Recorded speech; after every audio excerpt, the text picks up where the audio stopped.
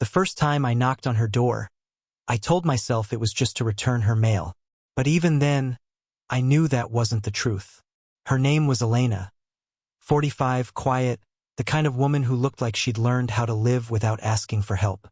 Her apartment was right across from mine, and sometimes, when the hallway light flickered, I'd catch her standing by her door with a cup of tea, watching the rain fall through the open window at the end of the corridor. She always looked like she was waiting for something, or someone, though she'd never admit it. I was 27, still trying to figure out what enough meant. Enough work, enough sleep, enough meaning. But every time I saw her, I felt like I was closer to understanding it. That evening, I heard the sound of glass breaking from her apartment. I didn't think twice, just knocked once, then twice. Her voice came, low and tired. "Who is it?" "It's me. From next door," I said. "I just heard." Before I could finish, the door opened halfway. Her hair was loose, a few silver strands caught in the dim light. She had a towel wrapped around her hand, blood seeping through. "It's nothing," she said, stepping back. "Just a clumsy moment." I hesitated. "You should clean it properly." "May I?" She gave a small laugh, half amusement, half exhaustion. "You always show up uninvited, don't you?" "Maybe I just arrive when needed," I said, without really thinking. Something shifted in her eyes then. Not surprise, but a softness that almost looked like fear. She didn't answer, just turned and let me in. Her apartment smelled faintly of jasmine and old paper. Books stacked everywhere, the kind that looked read more than once. I found the first aid kit near the sink and helped her wrap her hand. She kept her gaze fixed on my fingers, not the wound. "You shouldn't bother," she said quietly. "I'm not bothered." The silence stretched, long enough that the ticking clock started to sound like rain. When I finally looked up, her eyes were on mine, searching, unsure. "You're too young to care this much," she said. "And you're too used to being alone," I replied. Her breath caught, almost invisible, the kind of moment you could miss if you blinked. She smiled then, small and reluctant, like she didn't want to but couldn't help it. "Careful," she said. "You talk like that, and I might start believing you mean it." "I already do," I said. She turned away, breaking eye contact, pretending to fix the towel again though her hands were shaking. There was something fragile in the way she moved, like she wanted to step back but didn't want me to notice her doing it. Could have left then. I probably should have. But I stayed, leaned against the counter and waited for her to say something more. Instead, she said nothing. Only when I started walking toward the door did her voice stop me. "Wait," she said, barely above a whisper. I turned. "Thank you," she added, her tone soft, uncertain. "For arriving." Our eyes met again, longer this time. Longer than it should have been for two neighbors. There was a storm in that look, quiet and dangerous, the kind that changes everything after. Then, from behind the door, a sound sharp, unexpected. Her phone buzzed on the counter. One message. She looked at it, and all color drained from her face. I watched her lips part, breath faltering. "What is it?" I asked. She looked up slowly, her voice trembling just enough to make my heart skip. "It's from my husband," she said. "He shouldn't know I'm still here." Elena sat on the couch, staring at her phone like it had just spoken something she couldn't unhear. The air felt heavier than before, thick with the kind of silence that forces you to choose between running or staying. I stayed. She finally said, "He's not supposed to message me anymore. We separated last year, legally at least." I sat down across from her. "So why does it still feel like he owns the silence in this room?" Her laugh came out small, sad. "Because he did. For years." The way she said it, not angry, not bitter, told me everything. She wasn't haunted by him. She was haunted by the version of herself she'd been with him. She used to be an art teacher, she told me. Gave it up after the divorce because, what's the point in painting when you can't feel color anymore? I didn't have an answer for that.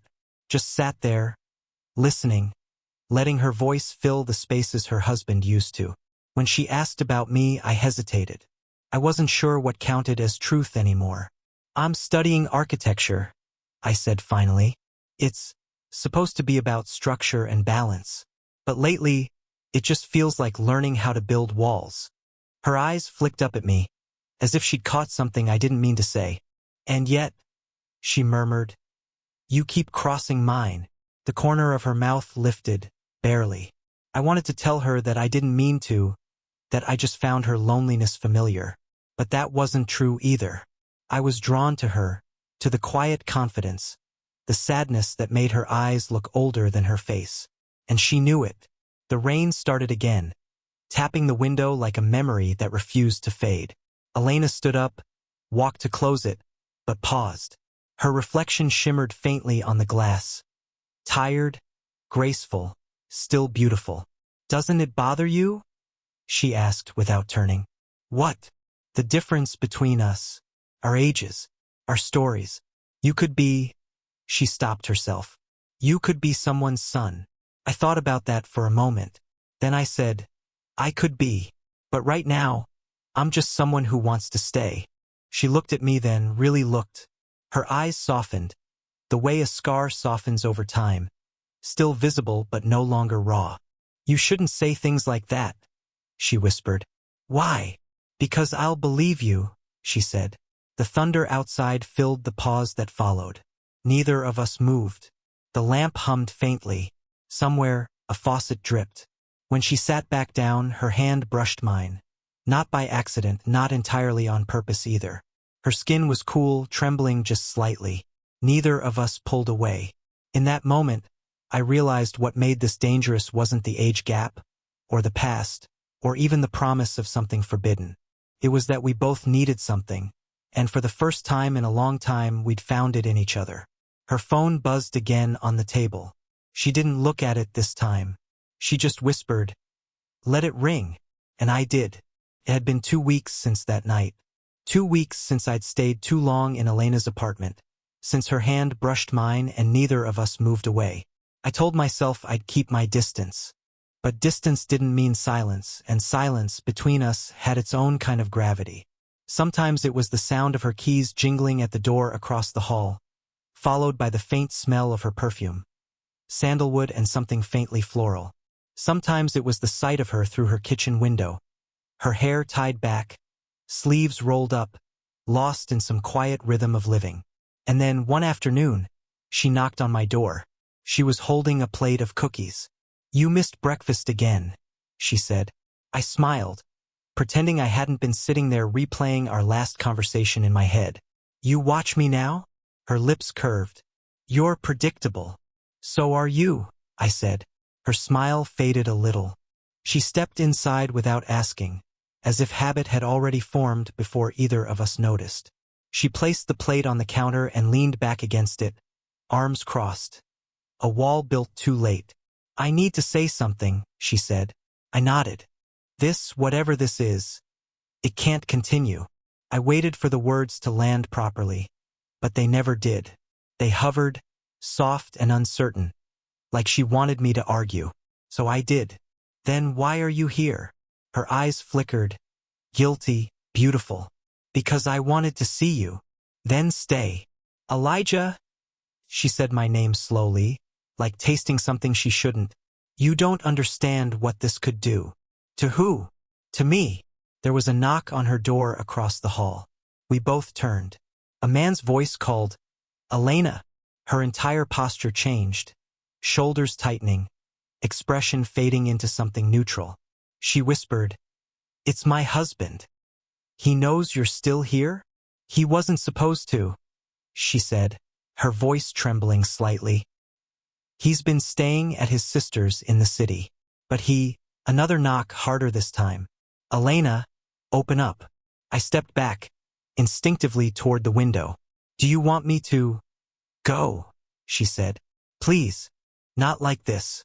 Our eyes met, panic and something else pulsing between us.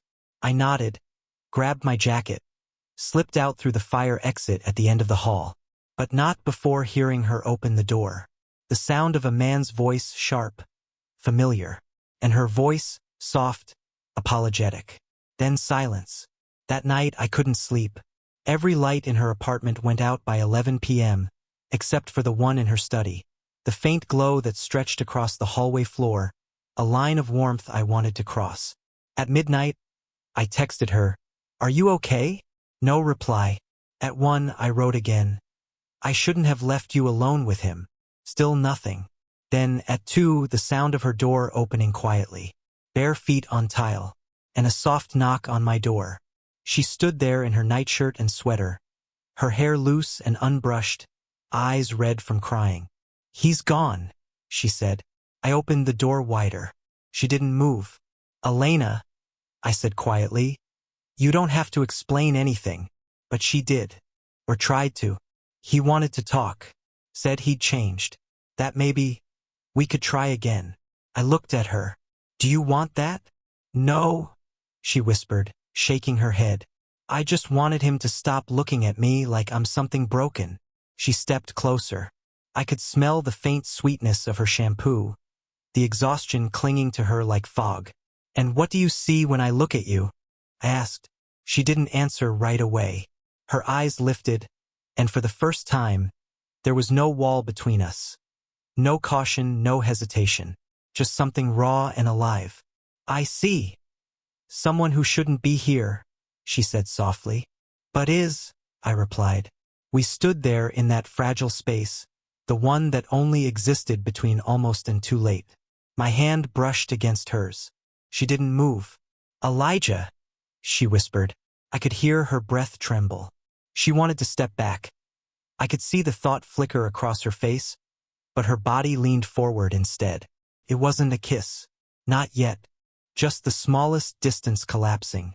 The brush of her lips near my jaw, the warmth of her skin. Her hand rose, almost touching my face, then froze inches away. "I can't," she said, her voice breaking. I closed my eyes. "Then don't." "But you'll still be there," she murmured. In every quiet I try to fill. Her hand finally touched my cheek, light as breath. It wasn't passion. It was recognition. Two lonely people seeing themselves in the other. Then, from somewhere down the hall, the sound of a door unlocking. She stepped back immediately, heart pounding, her expression sliding back into calm. "Tomorrow," she said. "We'll talk tomorrow." And she was gone. I stood in the doorway long after she disappeared, my skin still burning where her hand had been. Tomorrow. But even then, I knew nothing about this would wait for tomorrow. Because love like this doesn't grow quietly.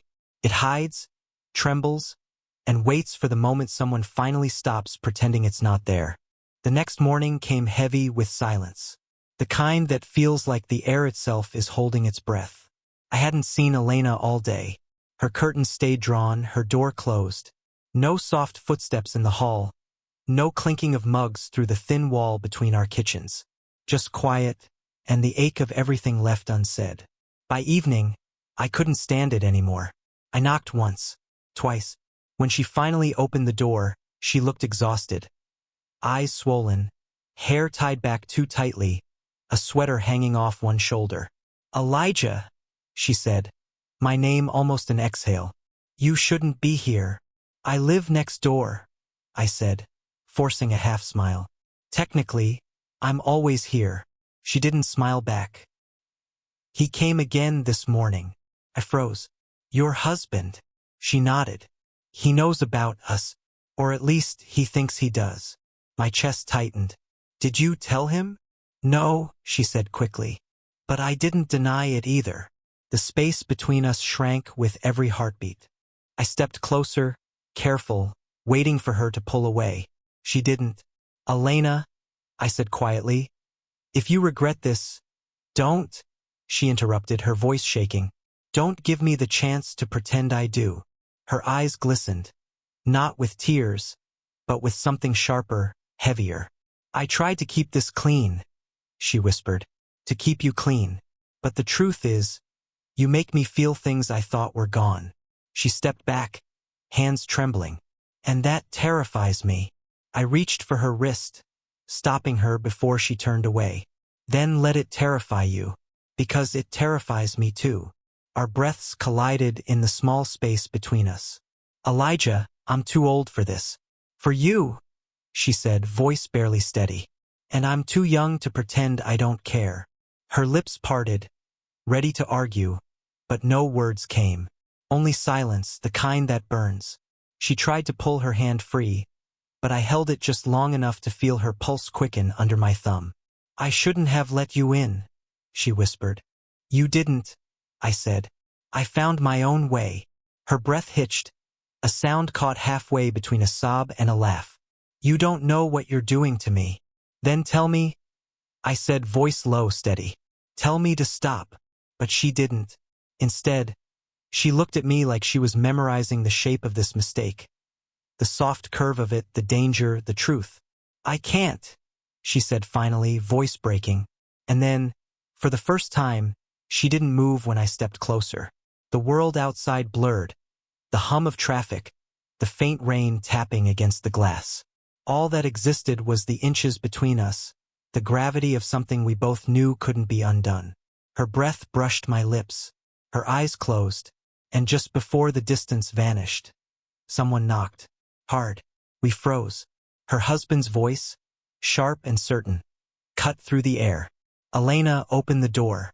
I know he's in there. She looked at me, fear, desire, regret all tangled in one trembling breath. Elijah, she whispered. Don't say a word. The door handle turned. The door burst open before either of us could move. Elena's husband, Daniel, stood there, tall, tense, eyes blazing with the kind of certainty that doesn't need proof. He looked at me first, then at her. So it's true, he said. You didn't even wait a year. Elena froze, words caught in her throat. Daniel, please. But he wasn't listening. His gaze locked on me again, sharp and unyielding. You. How old are you? 27. He laughed bitterly. Christ. A child. Something in me snapped at that. Not anger exactly, just a kind of quiet defiance. I'm not a child, and she's not your wife anymore. Elijah, Elena whispered, her voice trembling. Don't. Daniel stepped forward, jaw tight. You think she told you everything? That she's some tragic, lonely woman who needs saving? Elena's eyes widened, not at his words, but at what they implied. What are you talking about? I asked. He looked at her, then back at me. She didn't tell you why she left me, did she? The room went still. Elena, I said softly. What is he saying? Her silence was answer enough. Daniel continued, his tone cold, deliberate. She left because of this, because she can't stop doing this. Finding someone to listen, someone younger, someone who looks at her like she's still alive. And when they finally see through it, he smiled thinly. She disappears. Elena, I said again. Her voice came small, breaking. It's not what you think. But it was too late. The words had already landed. The story already rewritten in my head. Daniel turned, disgusted. I should have known. You always find a way to make someone love you just long enough to feel real again. He slammed the door on his way out. The echo lingered like a bruise. Elena sank onto the couch, hands shaking. It wasn't a lie, she whispered. Not with you. I didn't move. The room felt smaller, colder. Then tell me, I said. Was there someone before me? She nodded slowly, eyes wet. Years ago. A student. He was older than you, but... She stopped herself. It wasn't about the age. It was about feeling seen again. I felt something crumble quietly inside me. So that's what I am to you? I asked.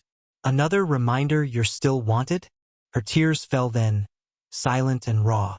No, Elijah. You're the first one who ever made me afraid to lose control. The honesty in her voice hurt worse than any lie could. I turned away, gripping the back of a chair to steady myself. I thought I knew you. You do, she said. Just not all of me. For a long time, neither of us spoke. The rain had stopped outside, leaving only the hollow drip of water from the balcony. Then she said something that froze me completely. I'm leaving, she whispered. Tomorrow morning. I turned to her. You're running again. Her eyes met mine, soft, resolute. No. I'm trying to stop before I hurt you the way I hurt everyone else. And before I could speak, She reached out, touched my face, and whispered, "Please don't come after me." But I already knew I would. The room felt smaller than ever, like the air itself had been holding its breath for too long. Rain pressed against the window pane, 1,000 tiny fists pounding in rhythm with the storm between them. Evelyn stood by the door, one hand still trembling from what she'd just read. The letter, his letter, lay open on the floor between them. Its words were raw, unfiltered, full of the truth she'd demanded for years and dreaded in equal measure. "Say something," Daniel said finally, his voice a low crack, more plea than command. Her throat felt tight. "You were never going to tell me, were you?" Daniel looked away. "Would it have changed anything?" "It would have changed everything," she said, her voice breaking. "You made me believe in something that wasn't real." He took a step closer, his face wet. Whether from the rain or his tears, she couldn't tell. "It was real, every single part of it. But I was afraid. You have no idea what it's like to love someone and know you're the one who'll destroy them." Evelyn shook her head. "You destroyed me anyway." For a long time, the only sound was the rain, growing softer now, as if the storm itself was listening. Daniel's voice dropped to a whisper. "I didn't lie to hurt you. I lied to keep you from choosing the pain I caused." She laughed bitterly. "You think I ever had a choice? You took that from me the moment you walked into my life." Something shifted in him then. Not anger, not defense, but surrender. He closed the distance, standing just inches from her. "Then take it back," he said quietly. "Walk away. Hate me. Forget I exist. But don't stand there pretending you don't still feel it." Her hands clenched at her sides. "You don't get to say that." "I already did," he murmured. "Because it's the only truth I have left." The tension between them stretched thin, a single fragile thread that could snap with one word, one touch. Evelyn felt the weight of every shared glance, every unsaid apology, every sleepless night that led to this exact moment. "You think love fixes things," she whispered, "but sometimes it just ruins what's left." Daniel nodded slowly. "Maybe, but I'd rather be ruined with you than whole without you." That broke her. Tears spilled freely now, and she let them, for once not hiding, not pretending. He reached out, his fingers brushing the air between them, hesitant, uncertain. "Tell me to stop," he said softly. "And I will." Her lips trembled. The world felt suspended, heartbeat by heartbeat. "I can't," she whispered, and then the power flickered. Darkness swallowed the room. Neither of them moved. The only sound was the storm's final sigh. When the light returned, the letter was gone, and so was he. Evelyn stood alone, the rain finally stopping, the silence deafening. Somewhere between truth and ruin, she finally understood. Love wasn't meant to save her. It was meant to change her. The storm had passed. Morning light spilled through the half-open curtains, soft and golden, turning the quiet apartment into something almost gentle again. Evelyn stood by the window, a mug of untouched coffee warming her hands. It had been 3 days since Daniel left, or maybe it had been a lifetime. The letter was gone just like him, but its words had burned themselves into her mind, impossible to erase. "If love was a mistake, then it's the only one I'd make again." She'd read that line so many times, the paper had started to tear at the folds. And yet, the anger that once pulsed through her chest had softened. What replaced it wasn't forgiveness, not exactly, but understanding. Love wasn't supposed to make sense. It wasn't tidy or fair. It just happened, and sometimes it left you standing in the wreckage, holding both the pain and the beauty of it at once. She looked around the room, the same place that once echoed with laughter and late-night confessions. The space felt emptier now, but not lifeless. In the silence, she could finally hear herself again. There was a knock on the door. Her heart stumbled.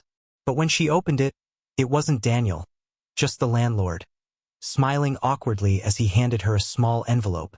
"No return address," he said. Her fingers trembled as she tore it open. Inside was a photograph, the one Daniel had taken of them at the pier last spring. They were laughing, wind in their hair, the world unbroken for that brief moment.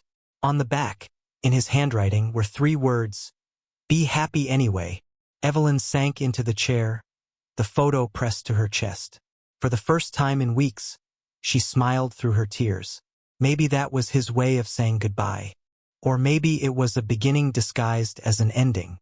That evening, she walked down to the pier alone.